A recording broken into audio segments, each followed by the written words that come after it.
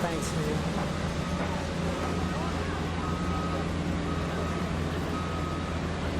Okay, why don't we go on into Hollywood Backlot Studios?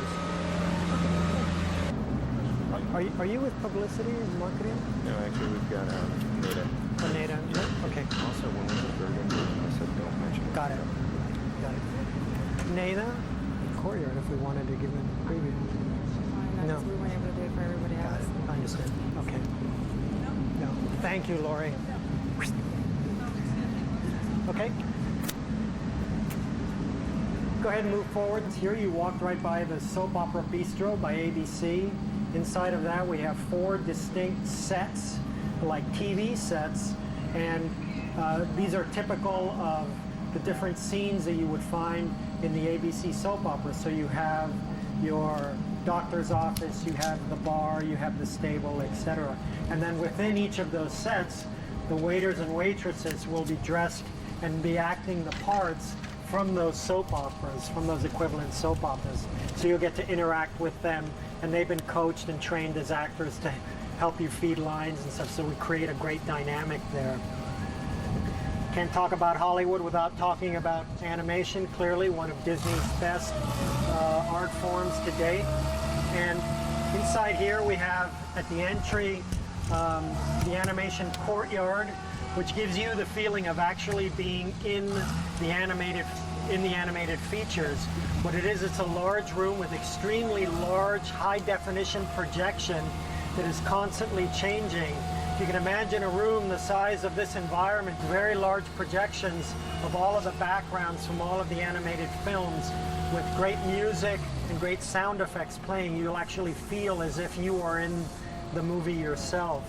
Adjacent to that is drawn animation, which is a live show where a live actor interacts with a video with Mushu from Mulan. And basically, they carry on a dialogue that allows us, the guests, to learn about the animation process, how our characters are developed, how we write our stories, etc. Just a great piece of media. We're really proud of that. 2,000-seat live theatrical venue, the first of its kind in any of our Disney parks. And it's here that we'll do a show, Steps in Time, which will highlight and show clips from our past animated features as well as our upcoming animated features. And that's a full theatrical working house. Again, something we've never done before. To your left, in the corner here, is Superstar Limo. That's an irreverential romp through Hollywood and the back streets of Hollywood. The whole storyline there is that you are a star. The whole queue area is like you've just arrived at LAX and you're in baggage claim, and you hear all the white zone is for loading and unloading, passengers only, etc. And then you get on a limousine, and on the limousine is a big cell phone, and it's your agent, and he's talking to you, and you're late for your big premiere at Grauman's Chinese Theater, so you have to take all of these shortcuts through all of these different neighborhoods in Hollywood. And of course, along the way, you run into Cindy Crawford and Tim Allen and the rest of the gang. And it's really a fun little irreverential ride. It's got a great little biting sense of humor to it we're all really proud of. And then immediately behind you here is Muppets 3D. The Muppets have gone into a caper where they tried to develop a new type of 3D film. And what they're doing here is a 3D film with Miss Piggy and Kermit and the rest of the gang. Great show. Questions? Answers? Jokes? Okay. All right. So with that, what we're going to do is we're going to go back into the hub and then follow our way down through Golden State. We're going to actually go up into the Robert Mondavi Winery and walk through that and down back onto the parade route and up to the second hub, which is just outside the Bay Area in San Francisco.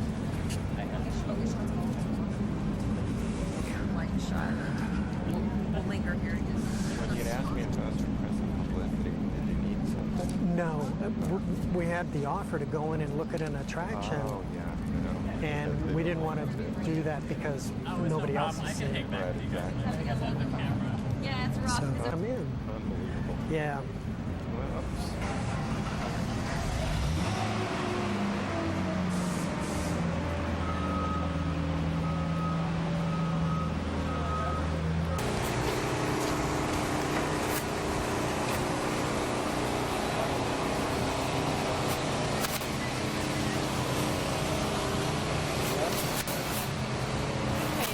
rides have you been on? Paradise Pier. None of them? Did you help when you screaming? I haven't been on that. No? No. Oh, so I thought they would. And you think it needs a paint job. We actually made it look like that, believe it or not. This is home to what we call the workplaces. One of our tasks that we were charged with was to come up with factories where we actually manufacture things made here in California. So we elicited partnerships with the Bodine Sourdough Bread Making Company, as well as the Mission Tortilla Making Company, to actually fabricate these pieces of food here. Why don't we move ahead so we can get a little bit out of the noise here.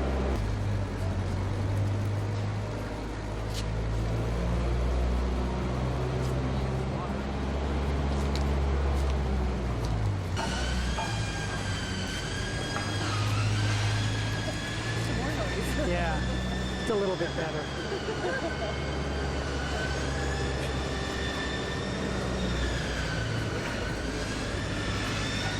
Show the algae list.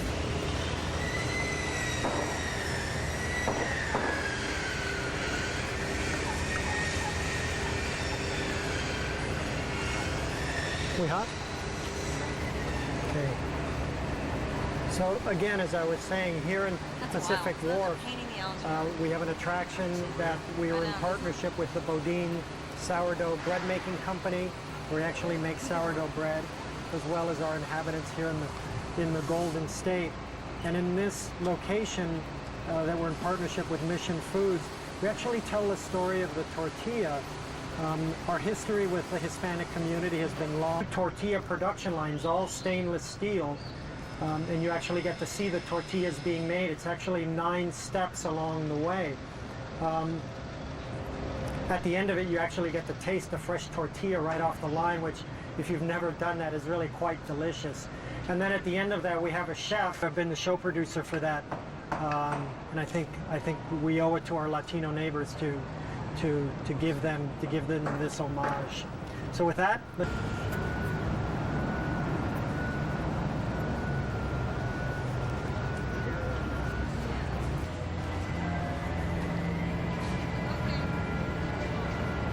okay. All right.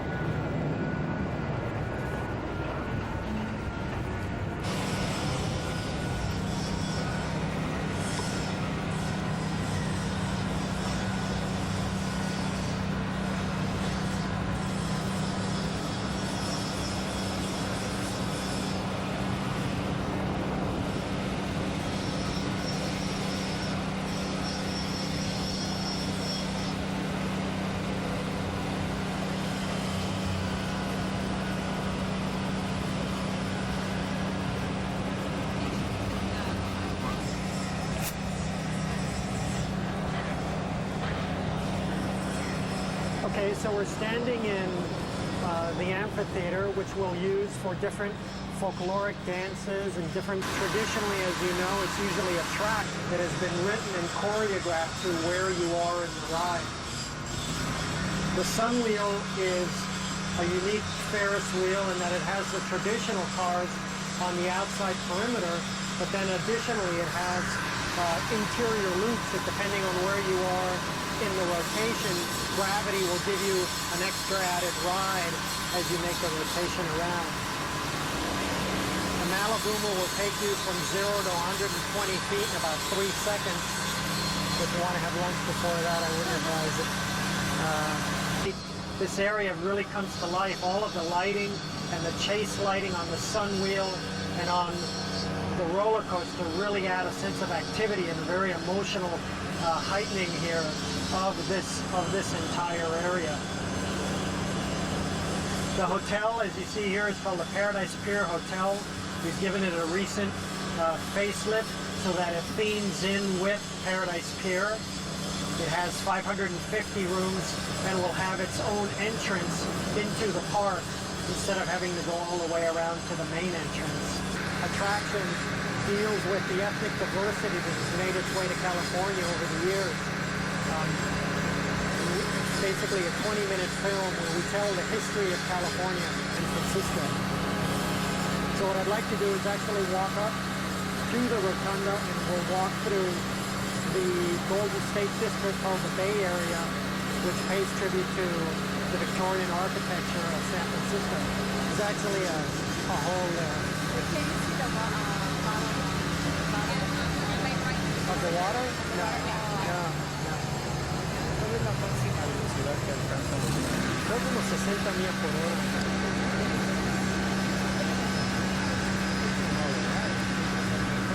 Sí, aquí hay algo para toda edad. O sea, no todos van a ir a la montaña rusa, quizás otros. Yo me preguntaba cuando se iniciaron estas obras, hasta qué punto Disneylandia, comercialmente hablando, habría de enfrentar la competencia intestinal. La competencia, Intestinal. quizás, pero en Florida no encontramos ese problema, ¿no?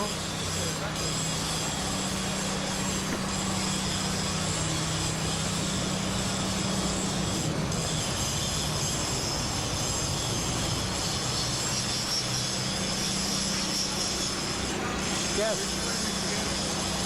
I grew up in Panama. That is something. Wow. Yeah, but your last name is as Hispanic as mine is, you know? Yeah. How'd you get Scribner? Oh, because of your dad? Yeah. How'd you get Colin? Dime. Está rodando al revés. No, no creo. Allí no recoge agua. O sea, no es para recoger agua, es para actuar como un padel. Es que para que tenga más fuerza, debo poner resistencia. Por eso pienso que está... Behind this district is that it was an old mining town back in the 1840s, and when all of the gold dried up, this young group of entrepreneur, extreme sports enthusiasts moved into all of these old buildings and turned it into a white river rafting ride. So the ramp that you're looking at here that takes the rafts up, as our story goes, was originally designed to tumble down the ore from the mountain down into the crushing house here. But now that the ore has all dried up, we've reversed the direction of the ramp to get our rafts up to the top of the mountain.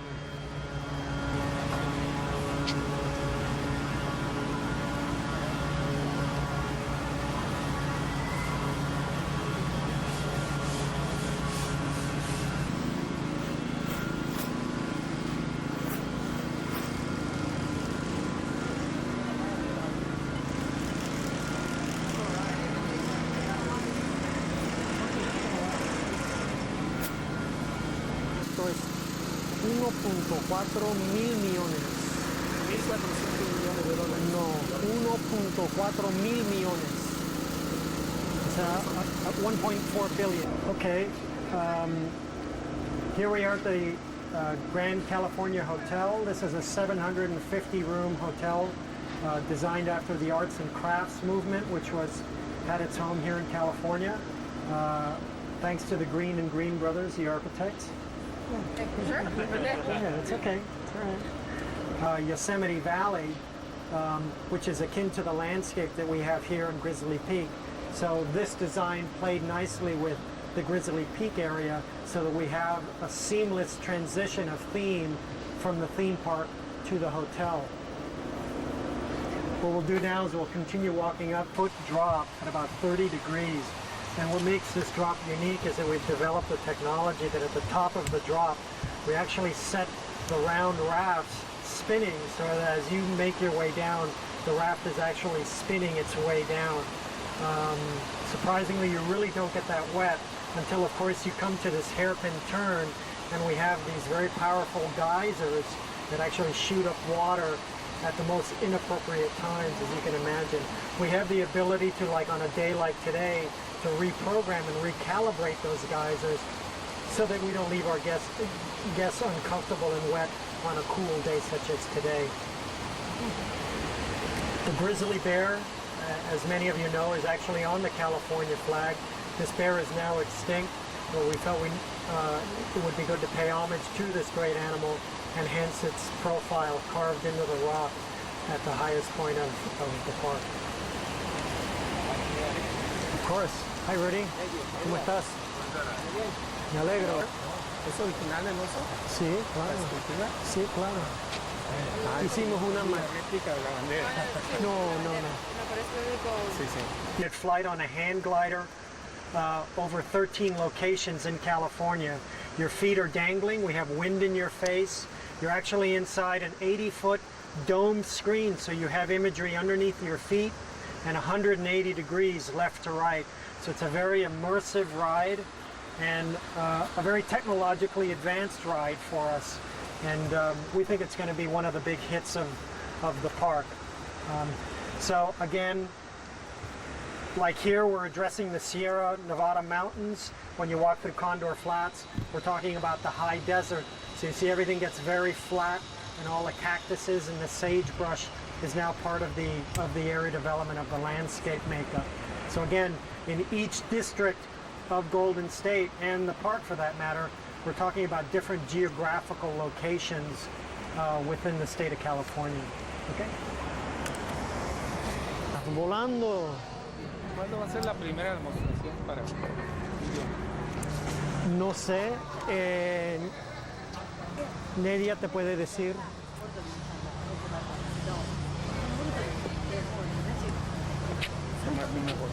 1947. It's symbolic of that can-do spirit. Those extreme pilots, those test pilots back in Edwards Air Force Base back in the 40s and 50s.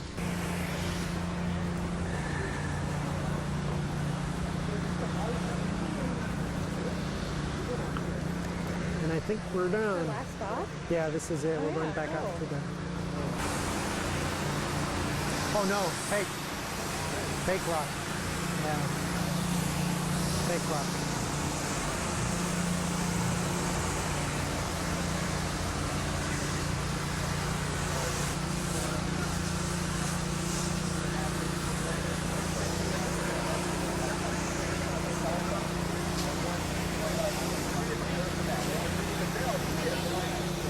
Then we'll do Miguel afterwards. Where are you doing the one-on-one with him? I don't know, he's asking him now. Yeah, Can you do it in here? I guess. You know? Okay, let's move on. Okay. Ready? Step back a little bit. The first thing that I noticed was the amount of storytelling that went into everything and how different that is. Can you talk a little bit about where the ideas came from, whose mind some of these stories came from, because they're quite detailed and wonderful. Yeah, absolutely. Just because you mentioned storytelling, it really is what we do at Walt Disney Imagineering and the creation of our theme parks, and that we feel very proud of. Let me put it that way. As far as the storytelling themselves, we have countless what we call brainstorming and blue sky, sessions where we go through just idea after idea, where we really promise each other that, no idea is a bad idea, and it really does promote us just to speak very freely. And eventually, boy, you just hit one right on that you go, boom, that's it, and everybody knows it, and you Like move on from there. the Grizzly ride with the extreme sports. I guess we were marrying a little bit of pop culture with some history of California, didn't you? Yeah, absolutely. This park, very different than Disneyland. We want our guests to feel that they're in the park today, that this is all a very present experience for them. Unlike Disneyland, and very complementary to Disneyland, when you walk into Frontierland, we really do want you to feel like you're stepping back in time to the 1860s. Here, no, these are young Gen Xers, in extreme sports. Even Condor Flats, it looks like an old 1940s flight test center. All the marquees are new, all of the handrails are all new, so that's telling you that you're here today. And tell me how you went about pleasing different demographics. Tell me some of the things that will appeal to children and some of the things that might appeal to a more mature audience, say like grandmothers or parents who might not want to jump on a roller coaster. Sure, Nicole. Obviously, because you mentioned the roller coaster, that is going to be for our younger, more emotionally enthusiastic guests. But even something like Soarin' Over California, that we feel is a very, very breathtaking ride. We made every opportunity we could to make sure that, like you say, Grandma can ride that ride. So while it is a flight over California, it is quite docile, even though it's very exhilarating I want my mom to ride it, you know. If you had to pick 3 things that you're most proud of, I know that would be very hard, but 3 things that you think really stand out in this park, what would those 3 things be? I'd say soaring over California because I obviously have a vested interest in it. Sorry, guys. I think the next one would be, you know, just how good a job I think we've come to celebrating the California dream. And I think the diversity of the attractions really does address everything that California has to offer. Are we saying that it's a surrogate for actually seeing the rest of the state? Absolutely not. But we do want our guests to leave here feeling that they've actually had a taste of California and what the California dream is about. Because after all, that's what kind of a some lot of us who are native Californians, I'm one of them, a few of us, I haven't seen half of the stuff that's in the... You're kidding, Nicole. I haven't met I'm a native Californian. I haven't met one of you guys. I've only heard about you. Yeah, but I haven't seen a lot of the things you're highlighting. Some of the things I have, but some of the things I haven't. So it actually makes me want to go see some of the things I haven't seen. So if it inspires people to travel, I guess that's a good thing too. Sure. And what was the 3rd thing? The 3rd thing was the Mission Tortilla Factory. Although it's a very small attraction, you know, kind of tucked away in the back recesses of Pacific Wharf. Because of my Latin heritage and my Latin background, believe it or not, I was very proud to work on this because I'm very attached to those people because it runs in my blood. And the fact that we're paying homage to the Latino culture here in Disney's California Adventure, I'm very proud of. Okay. Anything you want to mention we didn't talk about? Boy, it's going to be a great park. It's going to be a great park. It's going to complement Disneyland. They're going to be different enough to actually work so well together, and I really believe that. Okay. All right.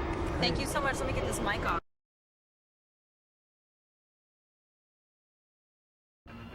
Well, aren't you fastidious? Whatever that means, yes. That means you have attention to detail. That you the man. Where all that makeup come from? From Kelly when she was hugging you? It didn't come off my face. It's from Kelly. Remember when we were having a group hug? Right.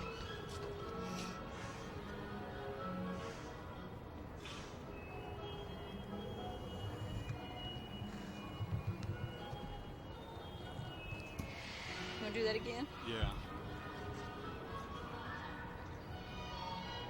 Step back. Nicole, step that way. What? Step that way.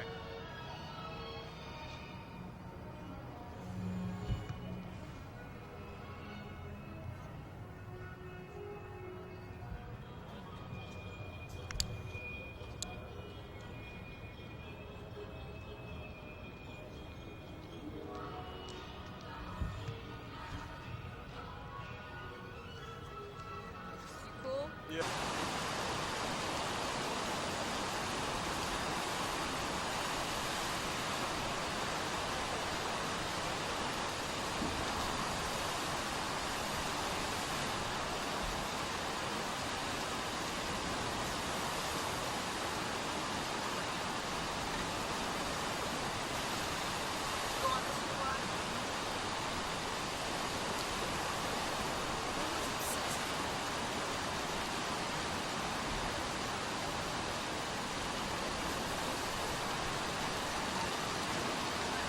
And if you just don't want to leave the park, you can actually sleep here, sort of. There is a 750-room hotel built right inside the park, and that is a first for a Disney hotel.